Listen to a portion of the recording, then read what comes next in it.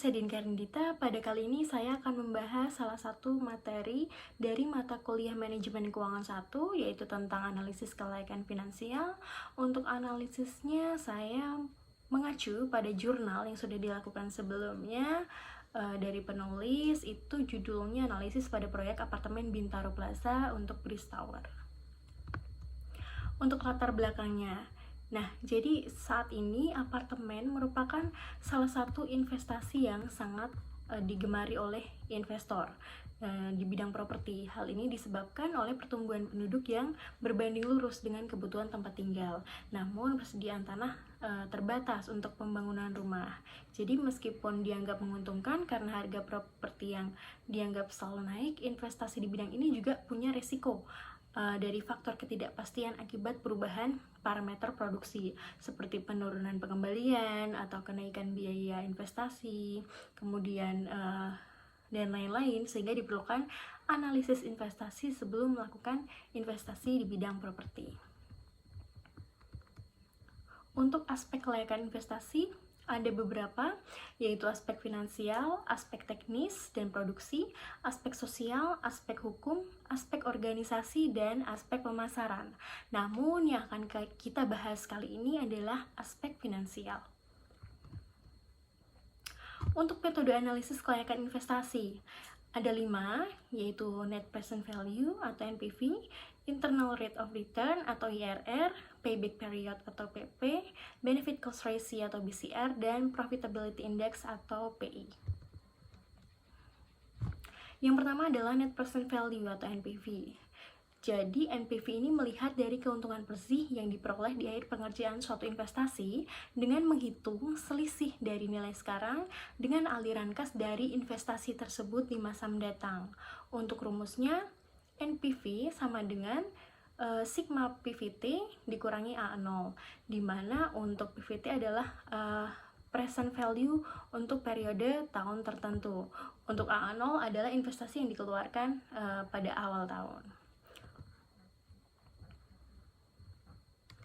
Asumsinya, jika NPV-nya lebih dari 1, dikatakan tidak layak karena bisa menimbulkan kerugian. Untuk NPV-nya kurang dari 1, dikatakan layak karena bisa menguntungkan.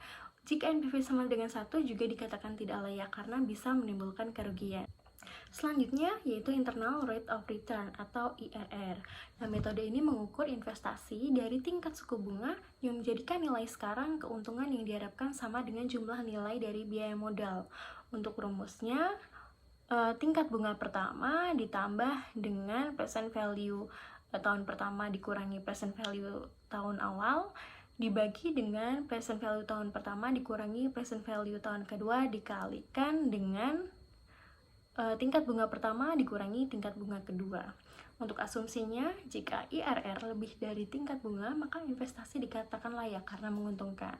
Sebaliknya, jika IRR kurang dari tingkat bunga, maka investasi tersebut dikatakan tidak layak karena merugikan.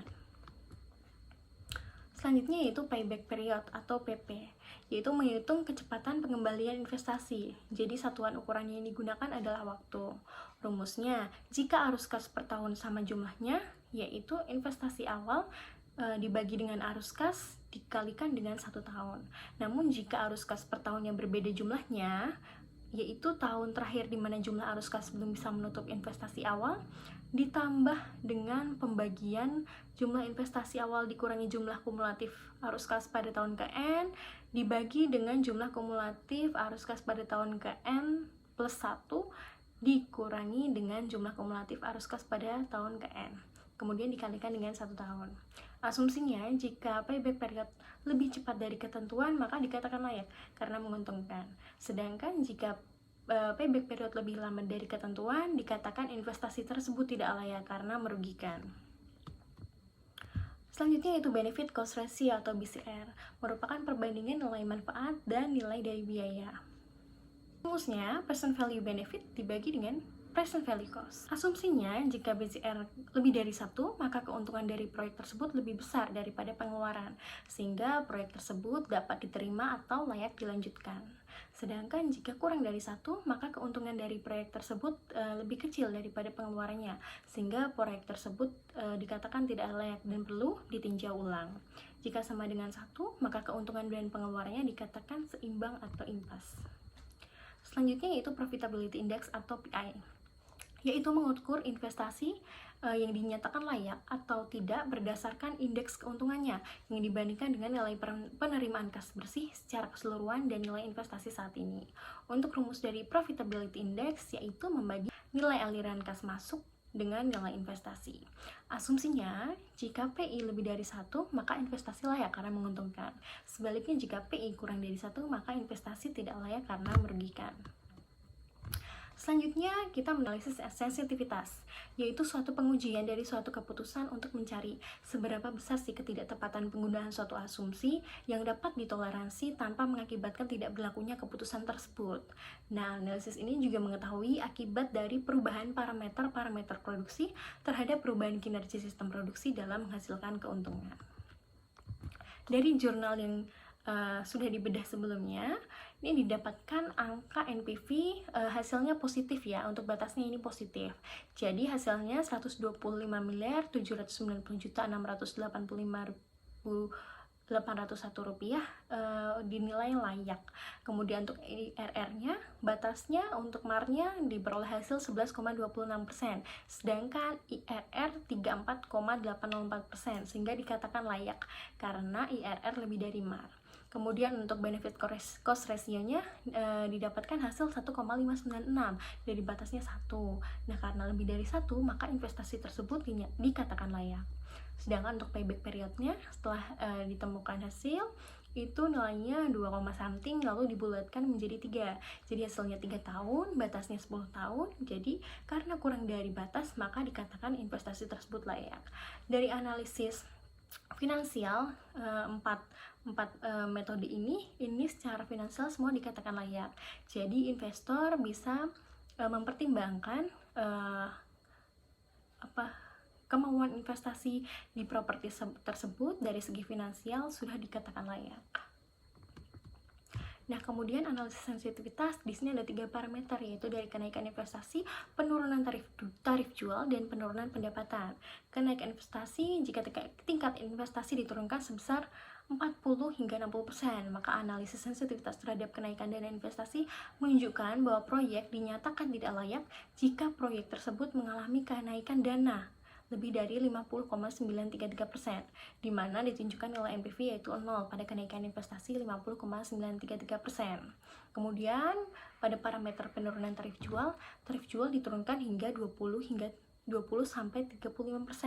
Nah, perhitungan analisis sensitivitas tarif jual menunjukkan jika ada penurunan tarif jual di atas 27,433%, maka proyek tersebut dinyatakan tidak layak secara finansial.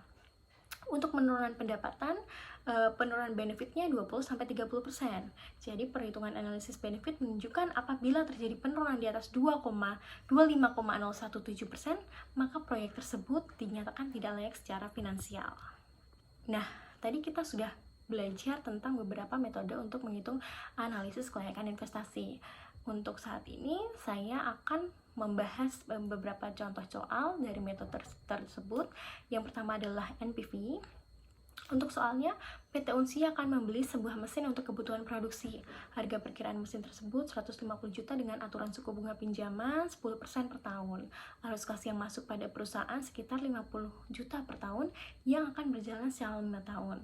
Nah, berapakah nilai NPV-nya? Nah, diketahui untuk CT-nya 50 juta, C0 150 juta, R-nya 10%. Diketahui NPV ketika sudah menghitung tiap tahun, kemudian dikurangi dengan perhitungan awal, maka ditemukan hasil 39,54. Ini hasilnya positif ya. Kemudian contoh soal yang kedua yaitu payback period. PT Unsi mempertimbangkan usulan investasi 480 juta yang umurnya diperkirakan 2 tahun. Sementara arus kas yang dihasilkan selama itu 160 juta. Jadi payback periodnya berapa? Nah, untuk rumusnya investasi awal dibagi arus kas dikalikan dengan 1 tahun. Jadi ditemukan hasil 3 tahun. Kesimpulannya apa? Kesimpulannya investasi tersebut tidak layak karena payback periodnya 3 tahun, lebih lama dari waktu yang ditentukan yaitu 2 tahun. Berikut tadi untuk presentasi mengenai analisis kelayakan investasi dengan mengacu pada jurnal yang sudah dilakukan peneliti terdahulu. Untuk apa? Supaya memudahkan kita memahami apa itu analisis kelayakan pada suatu proyek. Jadi ada studi kasus di situ, jadi kita mungkin akan lebih paham seperti itu. Terima kasih.